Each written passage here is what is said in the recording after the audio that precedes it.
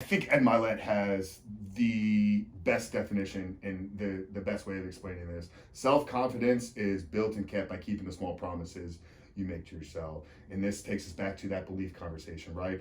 If you have said multiple times in the past, I want to quit pornography, that's a promise or commitment that you made to yourself. Then the minute that you relapse, underneath the hood, subconsciously, that is like taking a baseball bat to your confidence. So how do you build self-confidence if that's where you're at? We need to be intentional about planning your day. I think what you do in the morning dictates the success that you have for the remainder of the day. If you can win the morning, more than likely going to win the remainder of the day. So what time do you wake up? Stop hitting the snooze button. I think that is the first thing that men can do to begin to build confidence. Because think about it, setting that alarm clock is making the first promise or commitment to yourself for that day. If you start the day by not keeping that promise, you're starting the day as not keeping the commitments. You're starting the day as not being a confident person. So you can build the confidence, I think, by first, number one, getting up when you say you're gonna get up, and then stacking some small wins. Give yourself some small little victories. Wake up, make the bed, journal, send a gratitude text message, get into prayer, get into meditation.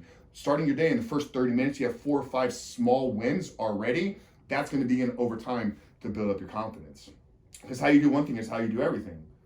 So if you're struggling in confidence and know that confidence is tied to your lack of keeping the commitments you make to yourself, slowly begin to make small commitments, keep them, and then acknowledge yourself for keeping those commitments. And it's in that reinforcement and re-acknowledgement of, okay, now Frank, now Steven is actually becoming the person that says he's going to do or does what he says he's going to do. And this is now taking us back to reprogramming and getting underneath the hood and reshaping that identity.